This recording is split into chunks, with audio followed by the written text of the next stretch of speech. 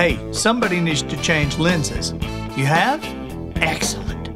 Good morning, afternoon, or evening. You are listening to The Professional Noticer.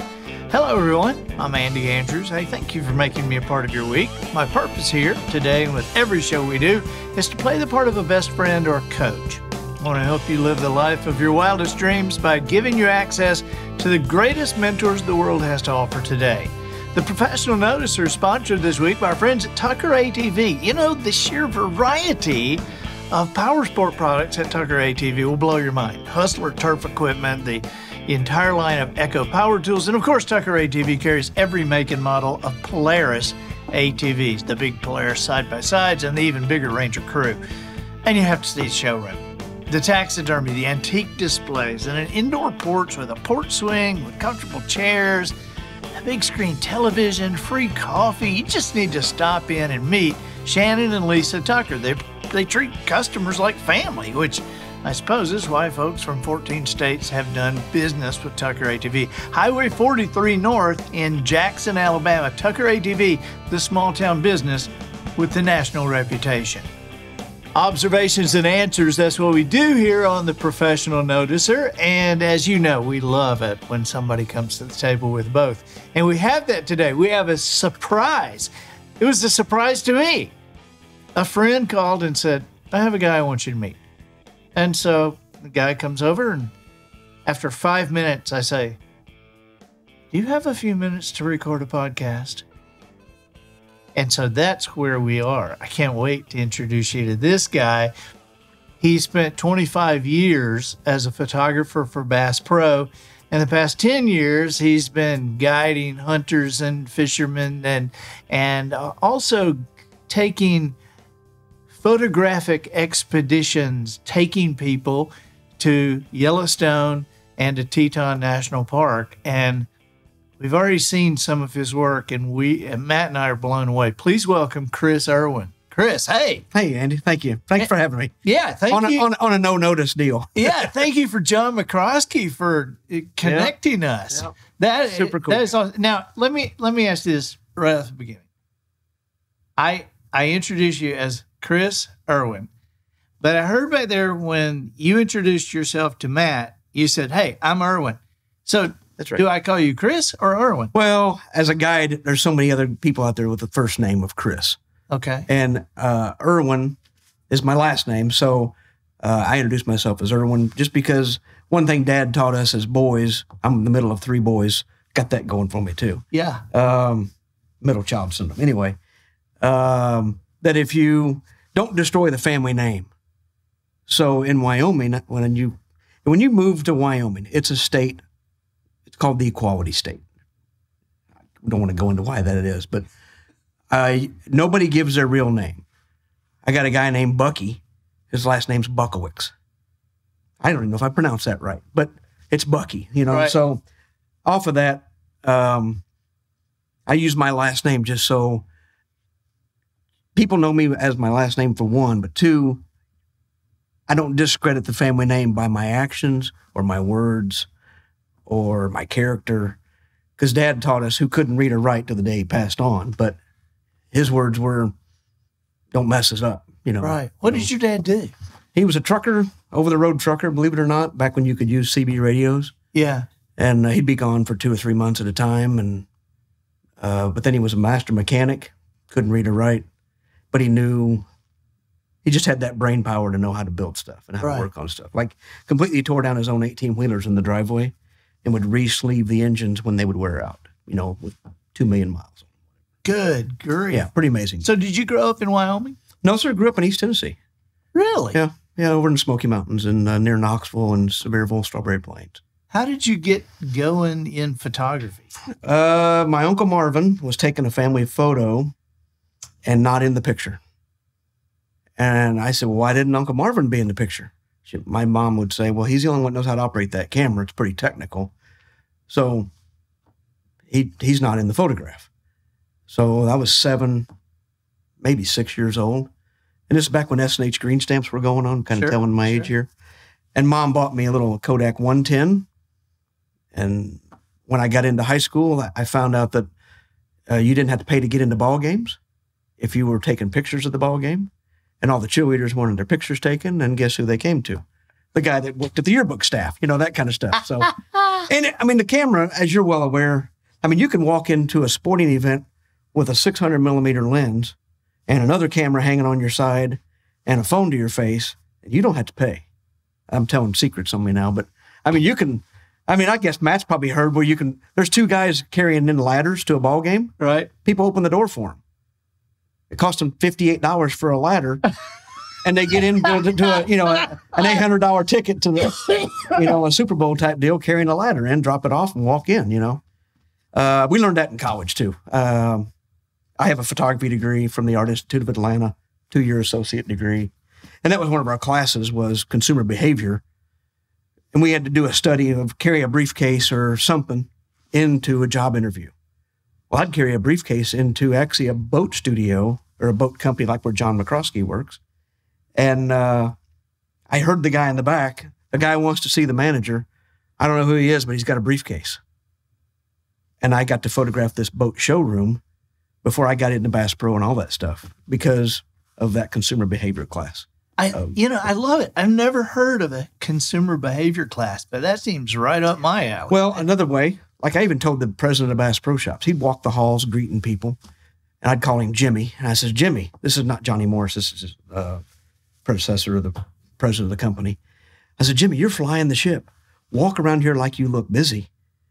Like take a long piece of paper and roll it up, tuck it under your arm, have a clipboard or a hard hat, and be on your phone walking fast. When you walk slow, you act like you don't even know what you're doing here.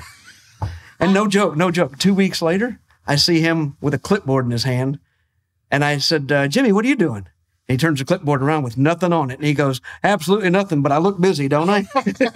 And that was off that consumer behavior class. You could literally put on a hard hat and carry a clipboard and have a pencil stuck behind, look the part.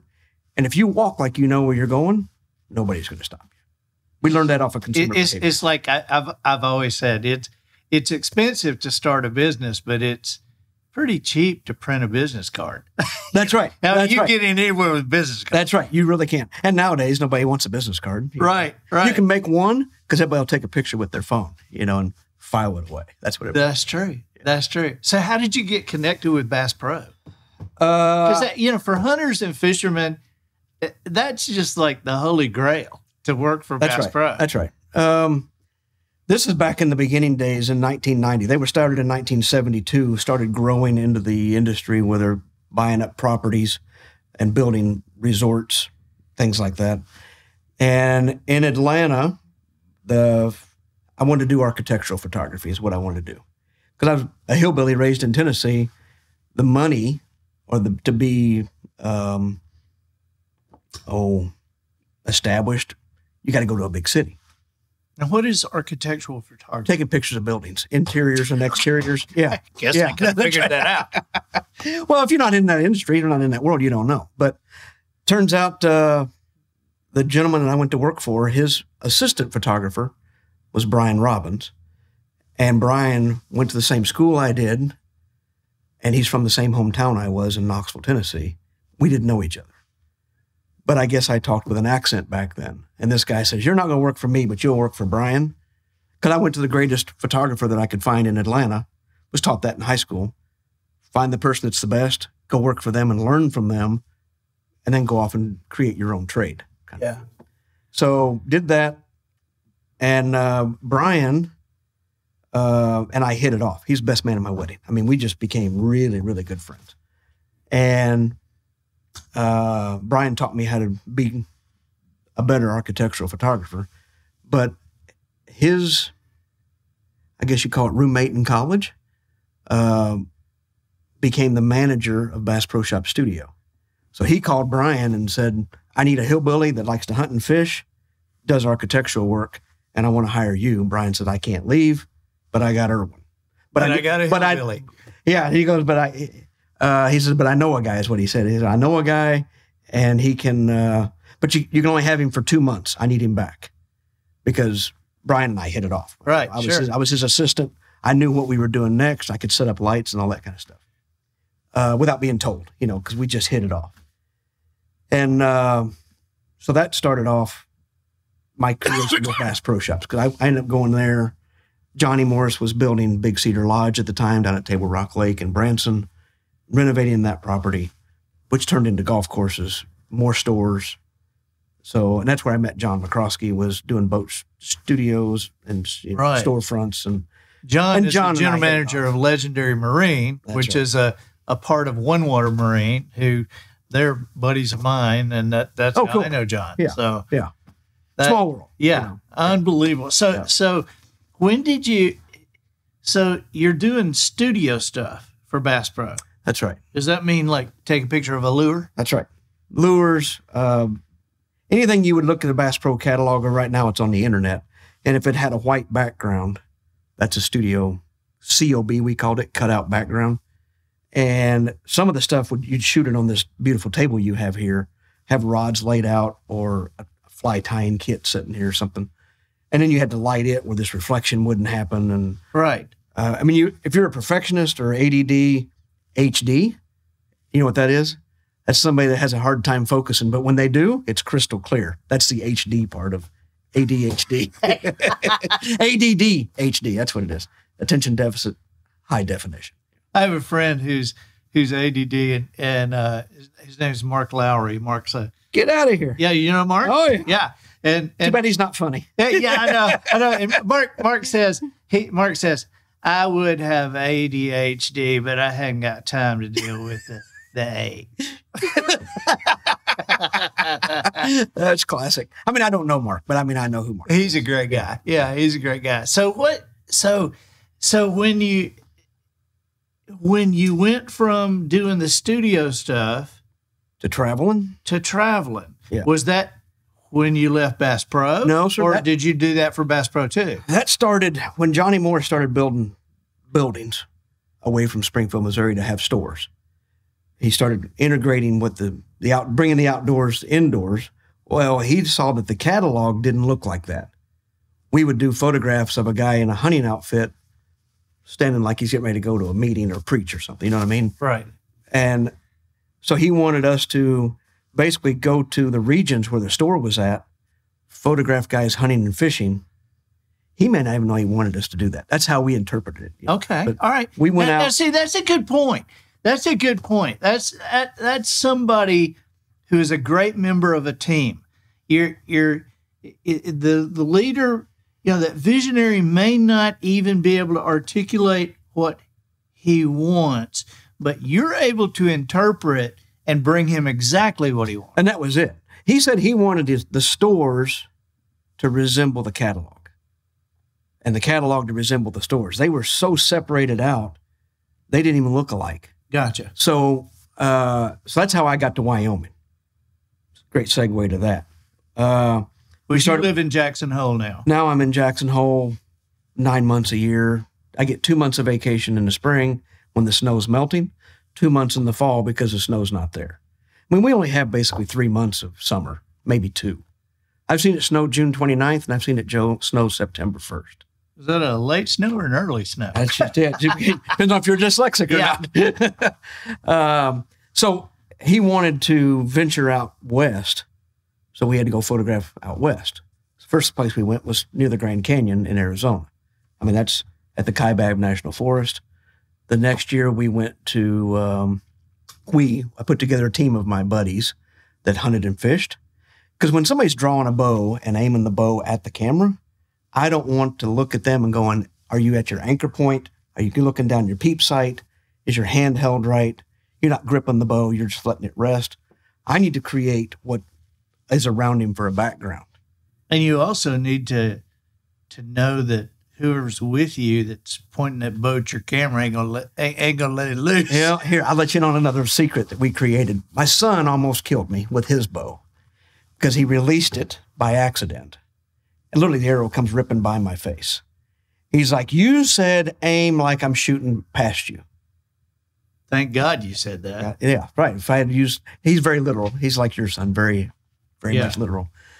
Great adult, because we knew he was going to be that as a child. I mean, great adult. Right.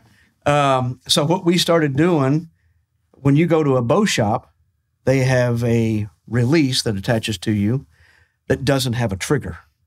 Okay. It's to test your draw length. Just to test the draw length. It You won't let cannot you dry really- fire it. That's what I have 2 at my house. And when we would go on a photo shoot, let's say you and Matt were the models, you'd get one, Matt would get one, you'd get a pair of binoculars, you'd get a face mask. Every morning when you take a shower, you get up and you come to the building ready to go. Because we'd go on like 6-day photo shoots to Wyoming. When you show up, I want you to have this as a base layer on, always have a pair of gloves, a face mask, and don't shave, and have that release, and your binoculars arranged, a couple of calls that you'd have for elk calls, just. So I didn't have to redo all that every morning. And we would get out to the trip, you get out to the location that we chose for that morning.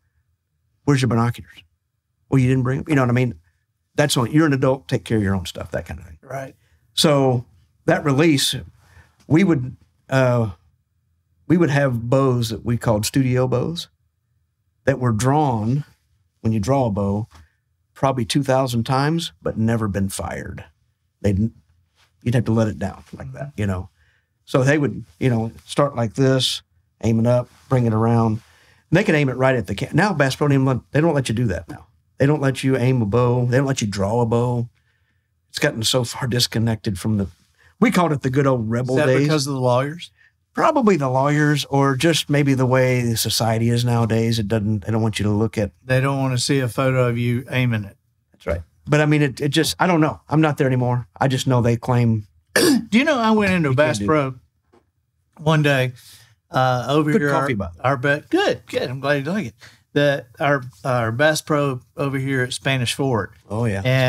And I was after a climbing stand, and they had one up there in the display. They have them all stacked up and with the big logs, and they didn't have one, in stock. They won't take that display down. You're right. They won't. And when they do, they won't sell it to you. They have to crush it. They have to crush it. That's the attorneys. He told me they had to saw it in half and then crush it. Yeah. I said, so I'm in the store. I'm wanting to buy a something. stand. That one clearly works. It's hanging on that tree, and you can't sell it. But see, there's just enough knuckleheads that fall out of a tree, and they're like, well, this one didn't even come with a box. So may have been missing a screw, may have been missing instructions. Right, okay. Anything that can sue the company. Right. So we would get things like that, go take pictures with them, and literally, because the seat changed or something, you have to throw it away. Oh man, that's when the industry's gotten out of hand. See, You know what I mean? I would want to be following you around. Yeah. Just picking up all this. I'll throw this all away the trash. for you. That's right. I will crush. And this see, we for had to tell them, yeah, we threw it away. And then it got to where they would have to do inventory just to keep us. Because if I could give it to you as a friend, right, you would. That's the whole deal. And you're throwing away weren't thousands of dollars worth of equipment that hundreds of fishermen are lusting over. That's right. But the way the industry, let me get it back. The way the company and the attorneys look at it, that's advertising. And you've paid for that because it got used. I mean, there's so many different ways that you can look at. When I look at a photograph now and other people's, I'm like, oh, we get real ADHD. I'll put it that way. Right. You can really start picking stuff apart. And now in the guide industry, we stayed over here at Orange Beach for a couple of days. My wife and I are here on our anniversary of 34 years. And thank you very much. And I start looking at the service industry because that's what we do in Wyoming. It's the service industry. Sure. And now everybody that's, from the people serving you breakfast, people making your beds, the guy that's cleaning the pool, the guy that's putting up the umbrellas, the guy or girl doing that, that's part of it. They had to get trained, they had to get certified, bona fide, however you want to say it. Right. And then they twist their craft to make it the way they want it, Yeah. and it's...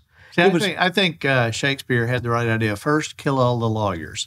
Yeah, right. That's what he said. And then start at the bottom. So when did you get into taking these photographic safaris and taking people to take their own. And I guess you see my incredible photography. You do a great job. Wow, yeah. shoot. You do a great. This is the one John showed me here with the berries. Really? Yeah, that's the one John showed me. I'm like, I'm not a photographer.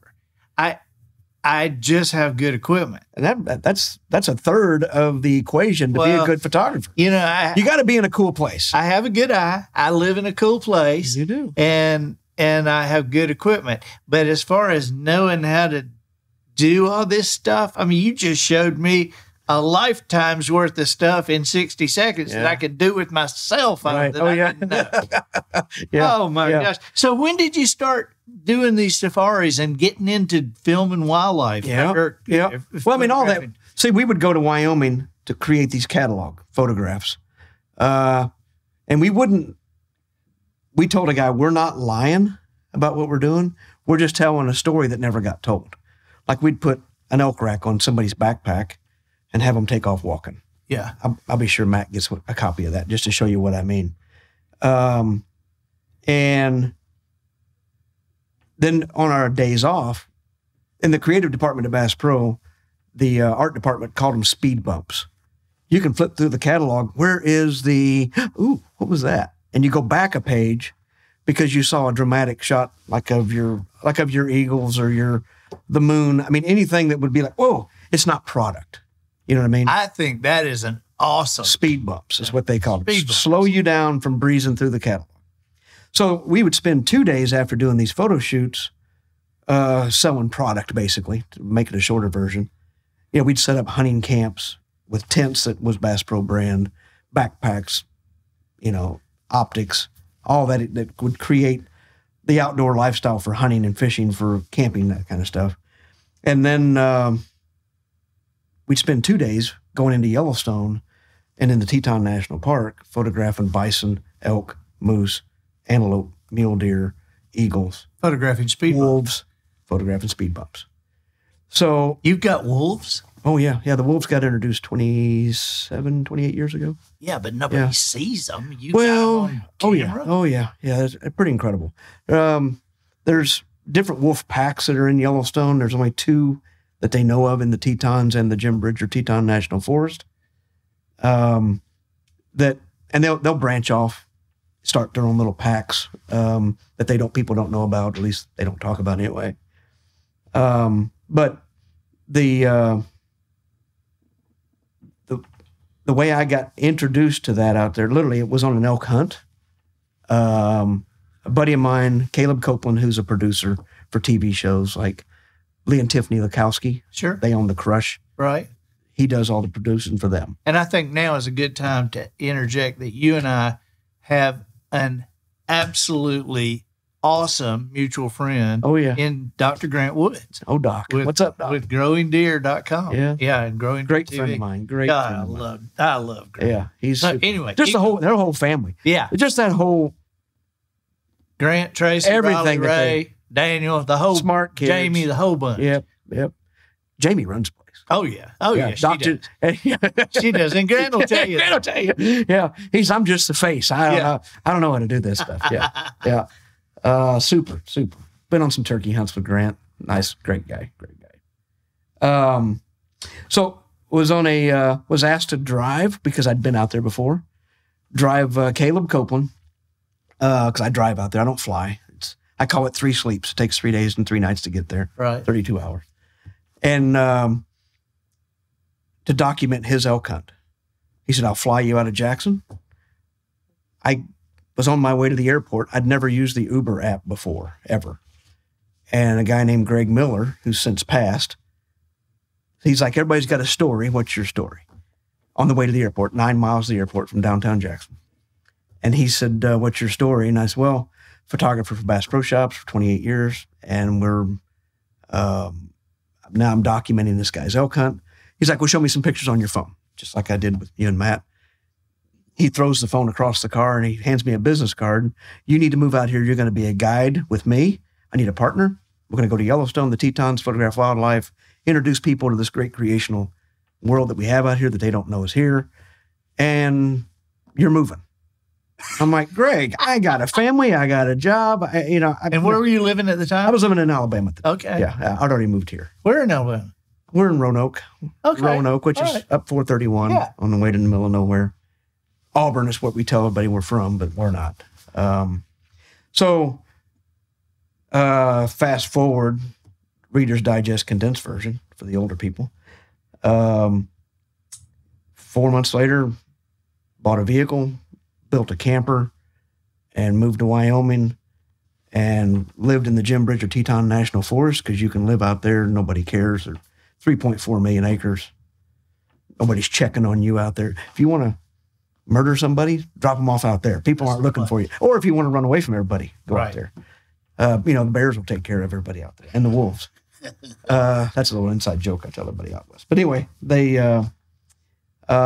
Greg and I became really good buddies.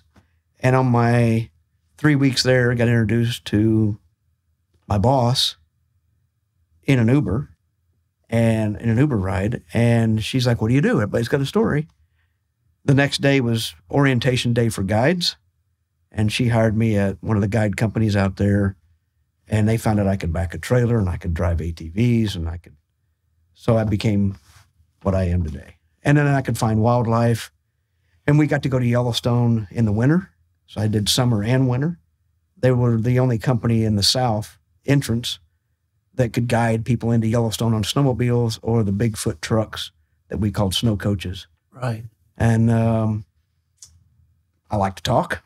So they put me in the coach a lot because on a snowmobile, you just point and keep riding. Right. And then when you stop, what'd you point at? Oh, yeah, that was Lewis Lake and Lewis Falls and Lewis Canyon.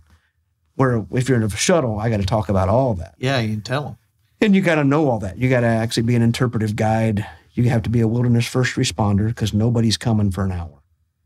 And I don't know if you've ever been in a situation where you've got to take care of somebody, bandage them, stop bleeding. Because if you see a tree coming in your car, you steer away from the tree, right? Or you stop. Right. On a snowmobile, they give it more gas and go right into the tree. I'm like, I don't know how you can't. They're on vacation. I know. Right. They turn all that off. People lose their brain. They lose their brain on on vacation. I get it. So, but anyway, if you'd have told me at age 52 that I have to get a wilderness first responder training, CPR training, interpretive guide training, leave no trace, learn how to serve food because you're serving food. There's all these courses that you have to track, understand what tracks are and who made them. And, it's not Bigfoot, it's actually a bear, that kind of stuff. Right. Got any bear stories? What's the craziest? Oh, man. What's the most exciting bear thing and most scary bear thing? Because you're with grizzlies There's out so there. many. That's right. You're not with these black bears that are really 400-pound raccoons. That's right. Yeah. That's right. They are. That's a good way to describe a black bear. I have to remember that one. I remember that. That's good. Now, let's say like last year, September, October, I had 52 encounters with grizzly bears with a camera. Now, that's on purpose. Right. On your day off or when giving guided trips, you ask a client, what do you want to see? They're like, well, I want to see a grizzly bear, I want to see an elk, and I want to see a moose. And I tell them, well, we got unicorns. Let's go look for those too. They're not so easily readily available. Yeah, you can't just place an order for it. Well, I tell everybody, I said, look, God and I are on a first name basis. I talk to him quite often. And he's only let me do one or the other. I can either take care of the weather for today or control the animals. And today today I chose to control the weather. I can't control the animals. And they're like, so we don't know what we're going to see. I said, it's news to me too when we see it, So now this new company that I'm working for now, Jackson Hole Wildlife Safaris, we stay in touch with the other guides that are out there. There's 22 guides. So I can look at an app and know that, let's say, 30 minutes ago, somebody saw a grizzly. Exactly. Gotcha. And where that's at.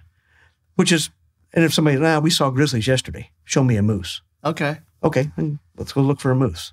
You kind of, after being there so much, you kind of know the habitat. Well, you do know the habitat. So you actually are one of the few people who have taken photographs of the most famous grizzly bear ever, grizzly number 399. 399, yeah.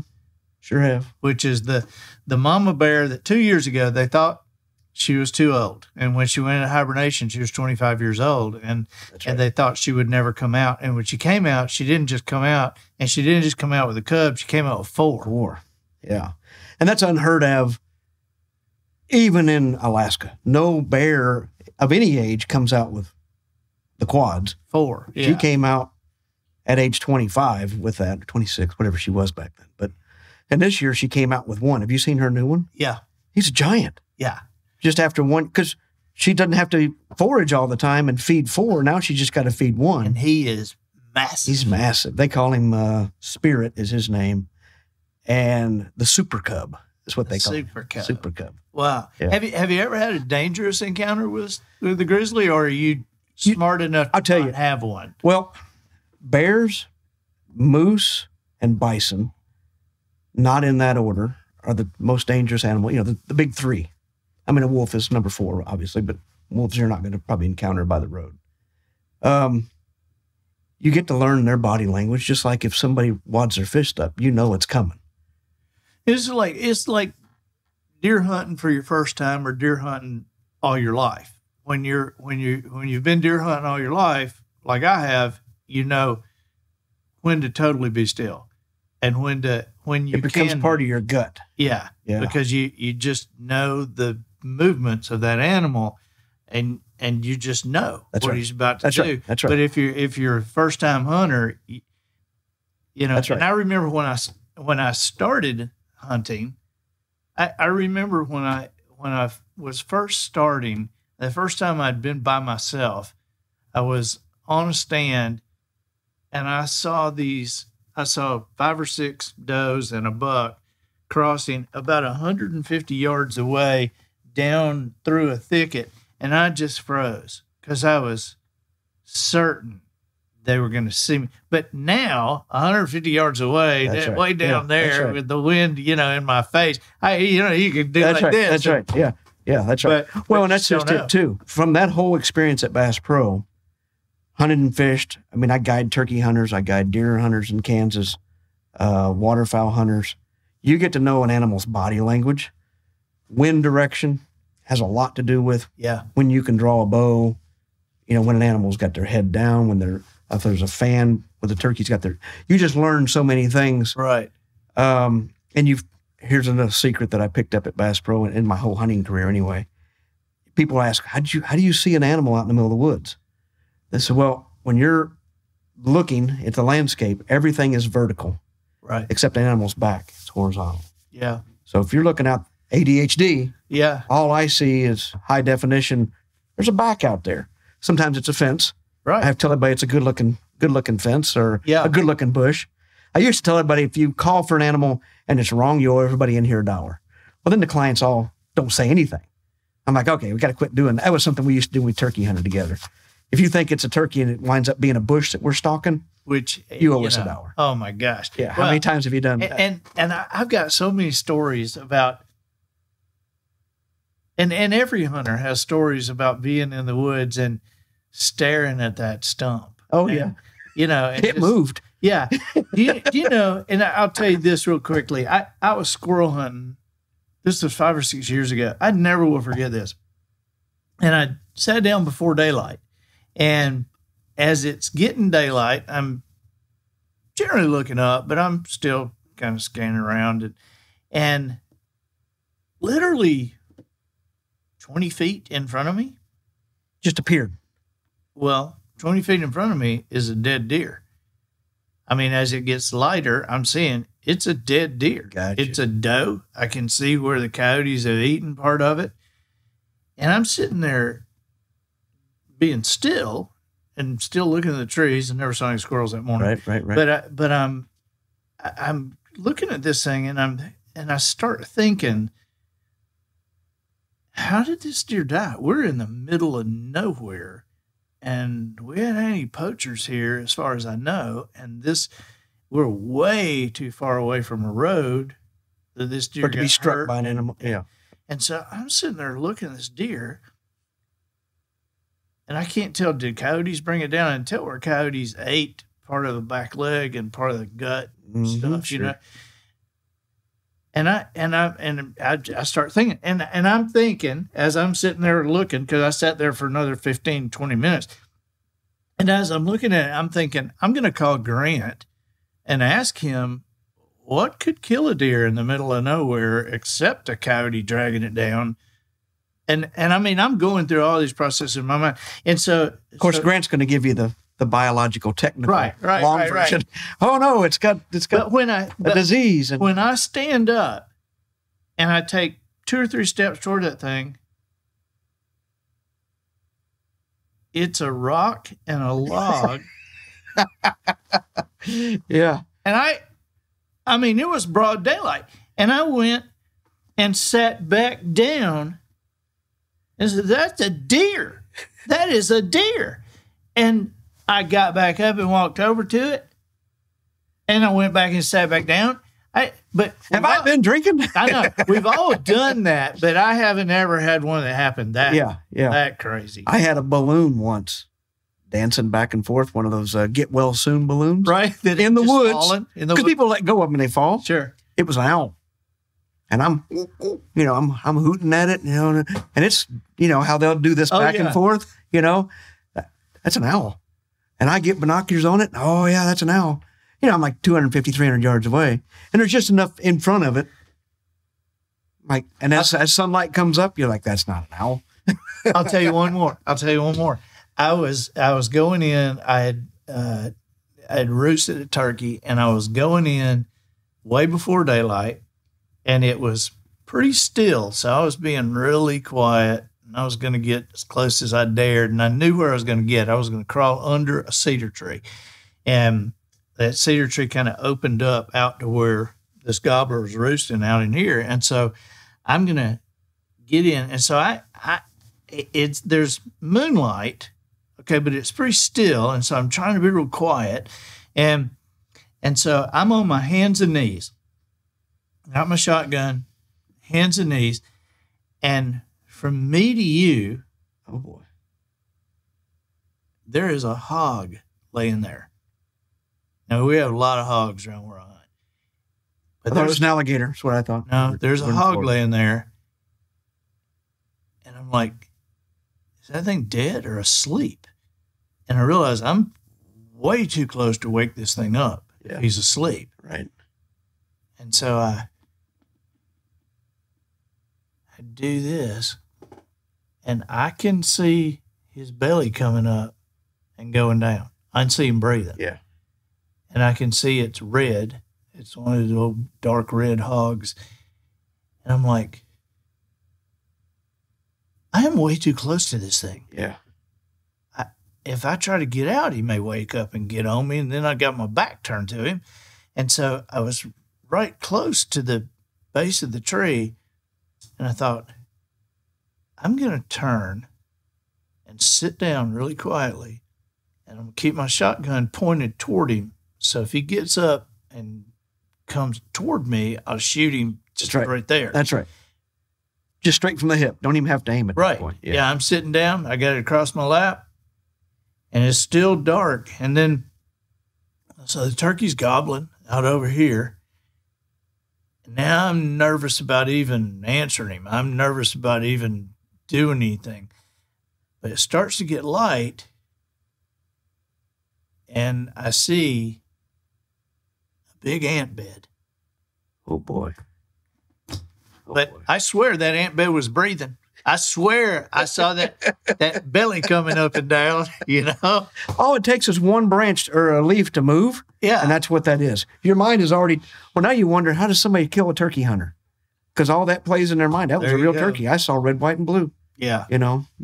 There you go. Yeah. What is the craziest situation you faced with an animal?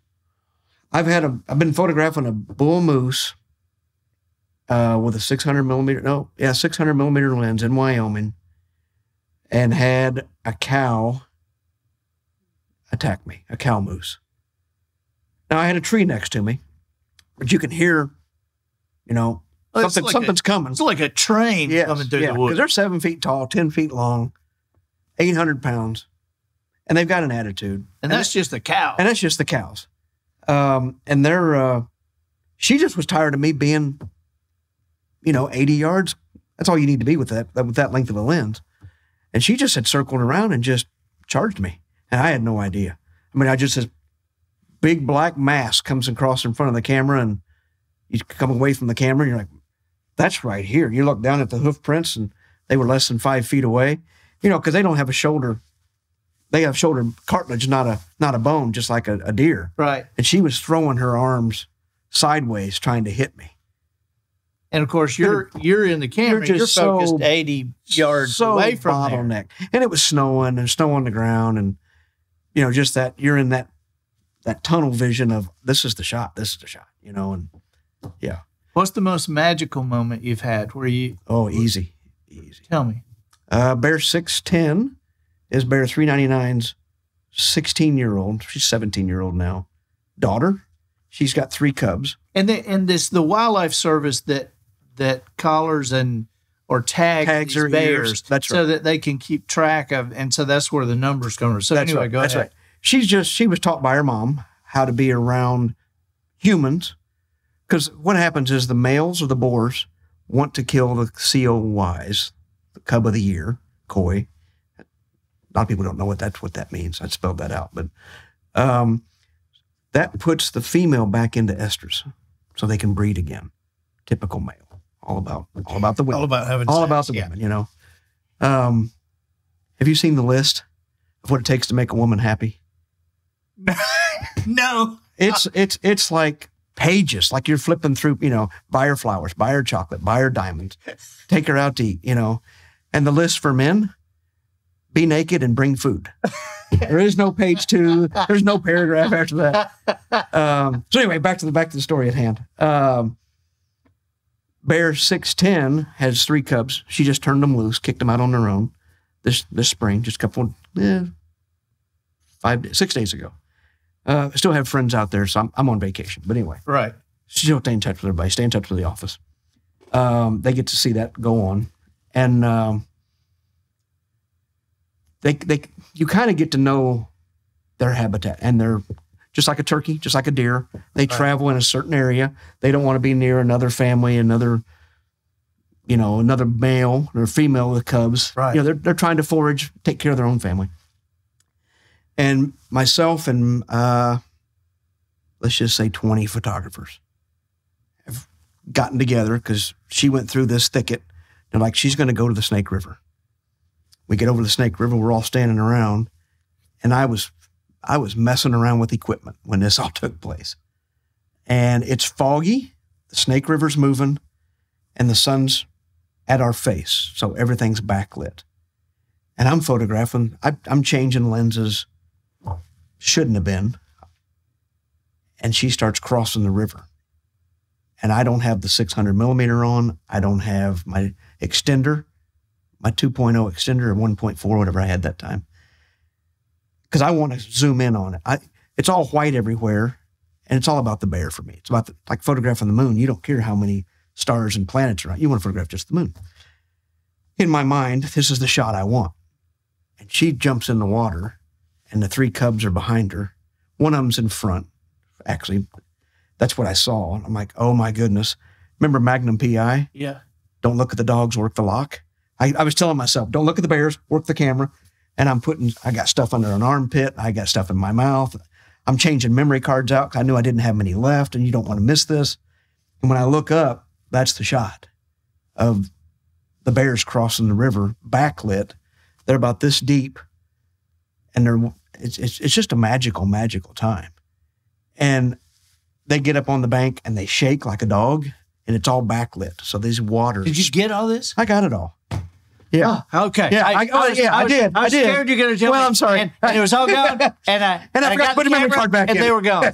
No. And then I missed the part of them getting in the water, which was okay because they're backlit against a black background. Right. It's not the shot. You want it all in this misty white.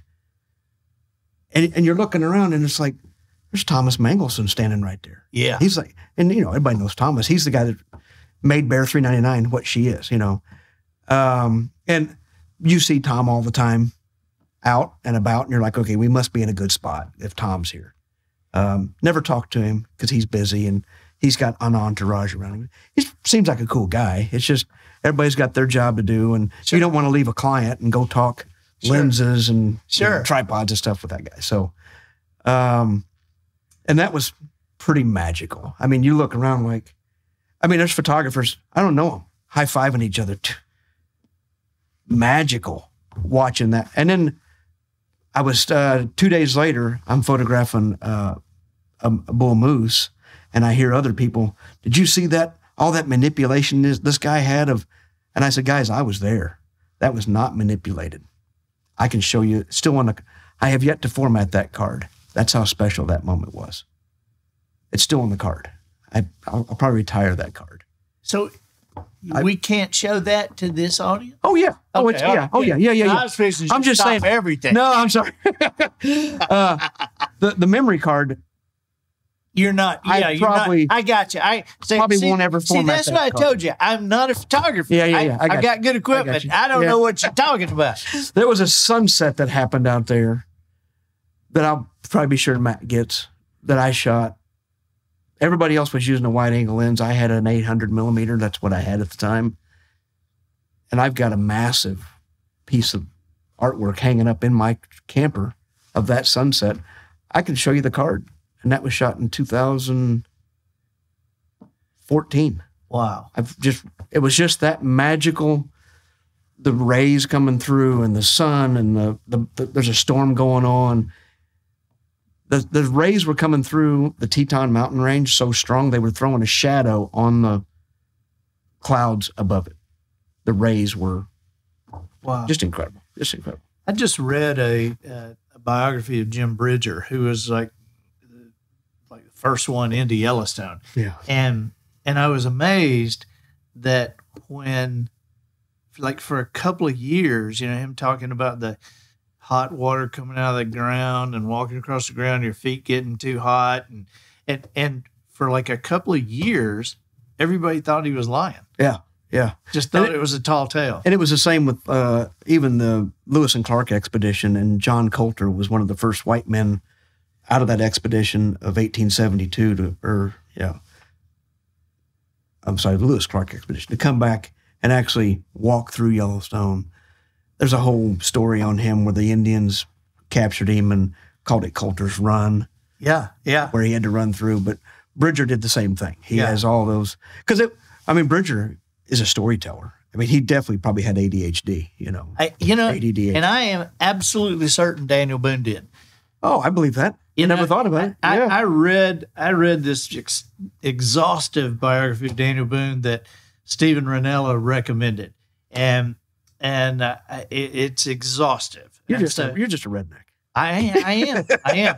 But in this book, I have a son who's ADD, and so as I read this book, I realized the author of this book did not have anybody in his family or any friends that had ADD, because he would have recognized in a heartbeat this in Daniel Boone. Oh, sure. Because Daniel Boone, he was... Well, their senses are heightened on sounds and smells and the wind direction. And, and living in the time where you could claim something with, from that willow tree that goes over the riverbank down to that dead oak, over to the rock, and then he lived in a time where they went from that to where they were having to get it surveyed and pay the tax man and go register it. And he just didn't. Yeah.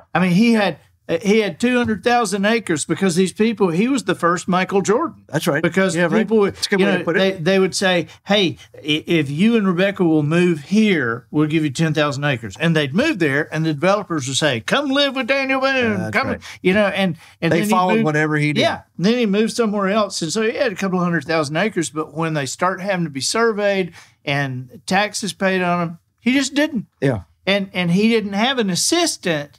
Because see, I've got an assistant, and I'm ADD too, and so I tell people all the time. I don't know. You got to talk to my assistant. I would say if I had to do my own math and accounting and taxes, I don't want to make. I don't want to make money that bad. Yeah. I'd be living in a tent on the beach. I don't want to make money that bad. And so that was Daniel Boone. Yeah. And so so very, very, very curious.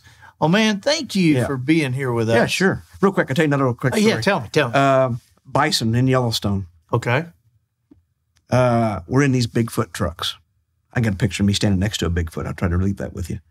We call them Bigfoot 1 through whatever. I remember. These are trucks with tracks. Trucks with just big tires. Oh, with big tires. Yes. Okay. 22 and a half inches wide are the tires. Yeah, I'll show it to you. And there's bison walking down the road as they do in the wintertime because that's an easier road to travel, just like a deer's going to travel a trail, turkey, elk, they all do the same thing. Yeah. Easiest load. We do the same thing at the beach. Right. We're going to walk the same place. And I look up, and there's 4 bison walking towards me. And I just grabbed my camera, threw it in park. The truck is large enough that I can crawl underneath it. So I laid on the ground, which I learned from doing sporting events. The lower you are, the taller stuff looks like it jumped. Like pictures of Michael Jordan, for instance, those guys are they're sitting down. Right. So when they look up, it looks like they're 25 feet off the ground. Yeah. Same thing with a bison. I was actually at his foot level or about his kneecap. So as he's walking up, snow is all on their mouth. Everything's frozen. Just their whole, and they're walking in this misty white snow.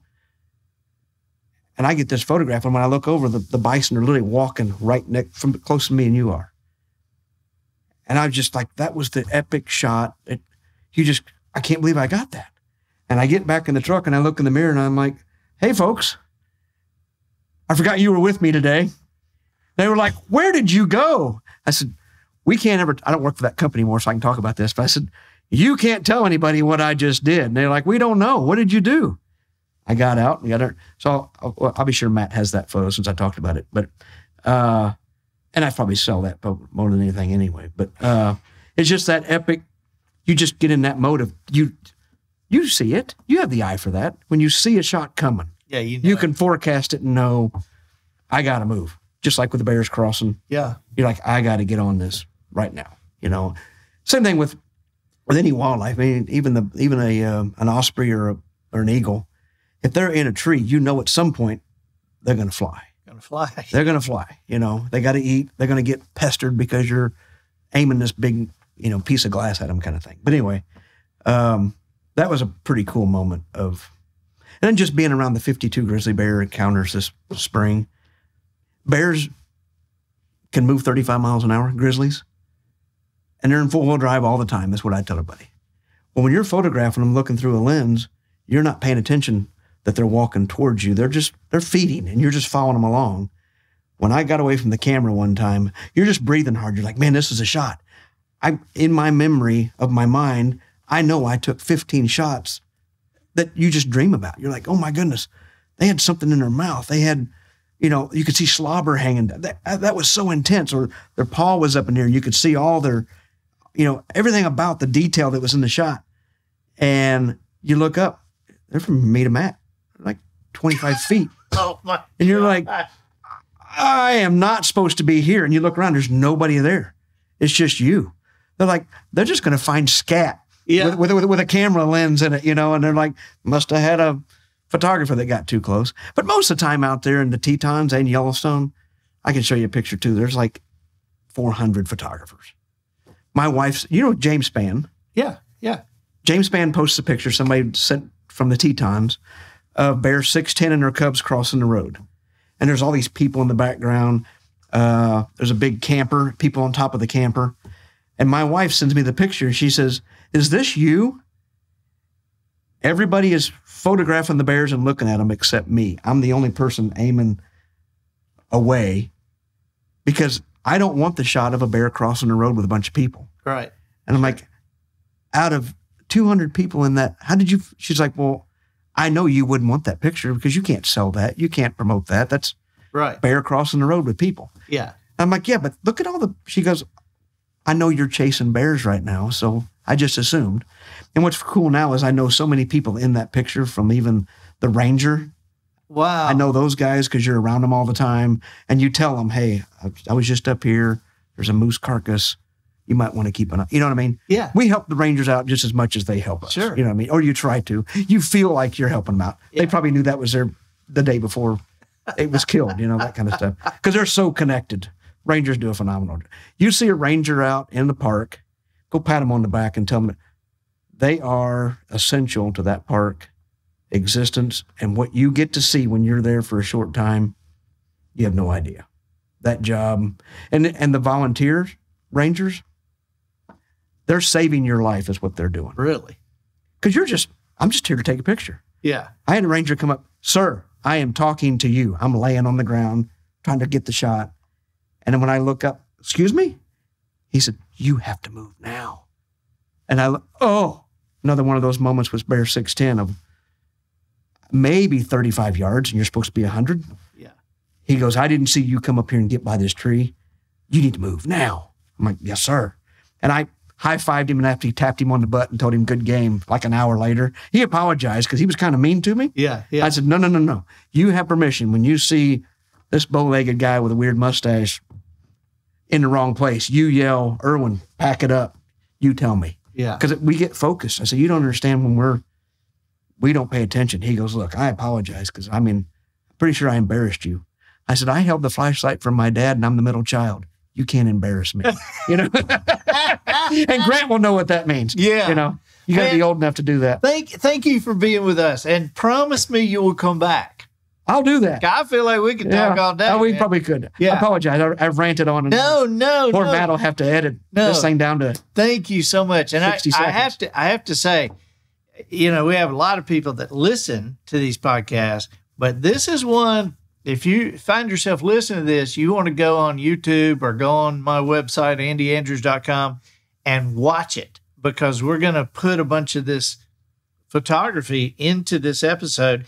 And thanks for doing that. Yeah. And we will also, on the show notes, we'll have your Instagram, your website, so people can get up with you and get your website would be a good idea to have. I know it would. Come on, man. So, here's one from my daughter. My daughter said that when she was growing up, people would call me because of where I worked. They're looking for X, a place to bass fish, a yellow pickup truck, because they're doing senior pictures. And my response was, I know a guy that has, I know a guy that can, I know a guy that will, I know a guy down the road. So your Instagram is? I know a guy. And my daughter created it because I was like, I don't want to deal with that. I don't have time for, that kind of stuff. And so now, because nobody remembers Irwin photography or Chris Irwin photography or whatever, unless you say it enough or you have a website where they can actually go to it. I know a guy. Yeah. And so I just tell people, just look at I know a guy. And that's where, and I don't have a bazillion followers, and I try not to, it's not like I drum it up. But anyway, that's how the I know a guy came up. Well, buddy, thank you. Yeah. Thank you for being here. Well, thanks for having me on a no notice because I knew a guy. Yeah. John. Yeah, I'm glad I know a guy. Yeah. That's good. My gosh. Hope this episode doesn't drive your audience away. No, man, this is going to be one of the most popular ever. This is one of my favorite. We've had Grant, we've had Jim Shockey, we've had Ted Nugent. We've had a lot of Uncle Ted outdoor guys. Yeah. But this is going to be fascinating. Well, cool. Thanks for that. Enjoyed it. Thank you. I'm Andy Andrews, the professional noticer, harnessing common sense and wisdom to plow through challenges all the way to an answer for you. And I think that'll do it for this week. Get us out of here, Matthew. So, ladies and gentlemen, and to the boys and girls who aspire to become ladies and gentlemen, we have reached the end of another episode of The Professional Noticer. In a world where common sense has become a superpower, I'm harnessing the tiny bit of mental energy I have for you, seeking wisdom, making observations, and endeavoring to answer tough questions in a way that will empower your family and your business. I'm Andy Andrews. Until next week, goodbye. This episode of The Professional Noticer was produced by Matt Limpert.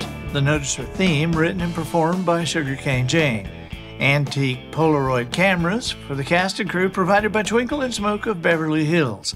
Additional financial consideration provided by License Plate University. Are you without a degree or a diploma? Moreover, do you lack direction in life? Are you angry most of the time and don't know why the whole world is picking on you? Maybe it's time to get into a school that's been created just for you. At License Plate University, we can guarantee you the kind of job you deserve. License Plate University is a fully funded state and federal program that won't cost you a dime. Just know our curriculum is not for everyone. You'll have to work your way to being judged worthy of one of our scholarships. Combinations of actions listed at licenseplateuniversity.com can guide you in your quest to apply for one of those scholarships. And sometimes all it takes is one big behavioral gesture to be admitted unanimously by our acceptance panel of 12.